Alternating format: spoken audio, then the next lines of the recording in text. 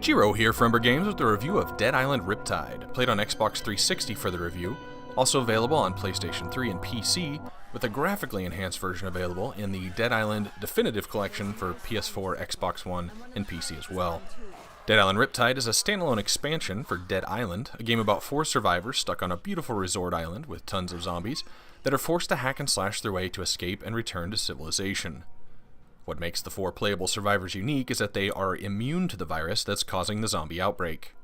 In Riptide, we found the 4 left the original island on a military ship, but turns out that those soldiers had orders that the 4 didn't like, and of course the ship ends up crashing anyway into a nearby island that also happens to be full of the dead. With the newfound 5th survivor, the group once again searches for a method of escape from the decaying paradise. At their heart, the Dead Island games are first-person action RPGs. For the majority of the game, you won't find a reliable source of firearms, and will be using any variety of colored rarity melee weapon you can find, from oars to machetes to sledgehammers. As you swing at enemies, you can remove limbs and heads with blade weapons, or break bones with blunt ones. Weapons will degrade from use until they break, but can be repaired at workbenches, of which there seem to be far more of than the original game. At these benches, you can also apply mods you've acquired blueprints for in the wild or as quest rewards, imbuing various weapons with poison, fire, or bleeding capabilities.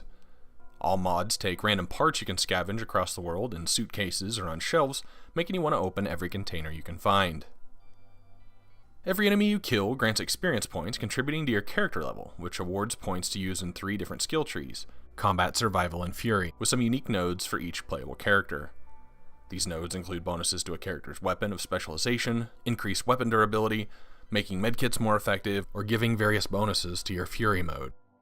Your Fury will fill up the outline of a little circle you can see in the upper left corner, and when it's full, you can hold the B button to launch into a berserk mode, doing tons of damage and getting an experience multiplier for the kills you make.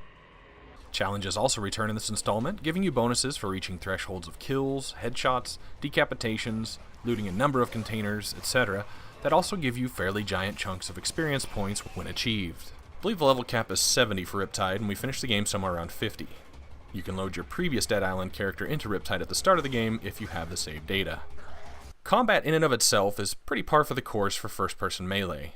It does its job, a job which is more enjoyable and easy toward the end, and until then just kind of serves as a means to an end. During the game's beginning events, finding strong weapons seemed more unlikely, and enemies would take several swings. The only way to stop a zombie's advance is to kick with the left bumper, which would often stun or even knock them down. Now, there's a weapon stat called Force, and it tends to be a higher number on blunt weapons, and the lower numbers won't really stop a zombie swing, meaning you're more likely to take damage. As they often attack you in groups, you'll find yourself needing to dispatch them quickly, focusing on offense more heavily than defense. Even by the end of the game, it seems a zombie strike hurts a lot, quite often depleting half of a life bar. By the end, though, we were chopping and shooting things up with ease. I would highly encourage playing this with at least one other person, as there's just something about this series that feels a little bit slow when you're not working together with someone. Had the same feeling with Dead Island and Techland's spiritual successor to this, Dying Light.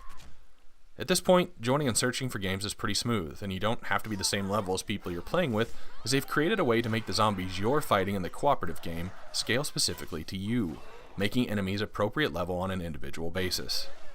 With the slower nature of combat, saving your friend and covering each other's backs or devising distraction and back attack methods just adds a level of enjoyment to the game.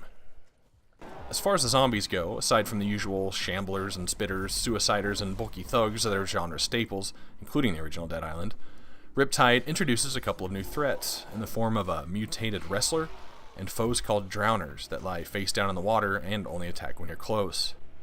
Quick-time events will ensue if a zombie happens to grab you, allowing you to shake loose without damage, unless you're stuck in a boat with drowners hanging off of you. There will always be one main quest active at a time, and several side quests can be found either in the hub towns or strangers in the wild needing assistance. Quests including finding objects and people, carrying heavy objects from one place to another, or discovering new locations.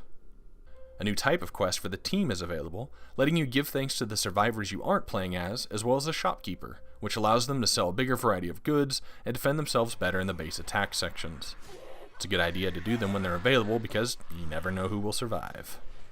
It actually was a neat touch with the game's plot, having your hub town vendors move along with you from safe place to safe place as they evacuate, rather than them just hanging out at the inn in the remote place they were hiding in the beginning. Overall, the side quests featured a lot of retreading though, through areas you just went through in a main quest. Berserker Slurpee and I started out trying to hit them all, but the sameness just kinda started to wear. And at the point we got high-leveled purple items, it was difficult to see what more they could reward us with anyway. Now, if you're playing the original version of this game and not the remastered, the game, well, it kinda struggles. There are some frame rate issues, a lot of very noticeable screen tearing, some crazy animation glitches, and the graphics go from pretty impressive scenic areas to very muddy textures. The voice acting and dialogue are about what you'd expect from a B horror movie, or maybe even slightly less, but if that's your thing, you won't be disappointed here. Having played this after Techland's newer zombie franchise, Dying Light, I did find myself wishing a lot of the mechanics for that were present here, and it was difficult for me to see how they would move on to Dead Island 2 after the advancements that came about from Dying Light. Turns out Techland isn't actually developing Dead Island 2, and instead it's been passed to the company that's also working on the Xbox One exclusive Crackdown 3, Sumo Digital. As of this moment, we haven't heard much from Techland regarding their next project, as the medieval-looking version of this called Hellraid got cancelled, and we've only gotten hints about a Dying Light 2. Overall, this game did deliver, with a handful of diverse maps that were fairly large that you'll be retreading a lot if you want to complete all the content, of which there's a lot of, considering this is a standalone expansion. There's a huge variety of items and weapons that are fun to find and try out and mod, skill trees that keep you eager to drop points in, with first-person combat that, while par for the course, often just plays like it's a means to an end, a predictable plot with lackluster voice acting and dialogue that overall can just give you some gore-heavy, dismembering action to enjoy with your friends, as long as you can endure some screen tearing and frame rate drops. Rated as a first-person action RPG, Dead Island Riptide receives a score just slightly above average at 55 out of 100. This is Giro for Umbra Games. Thanks for watching.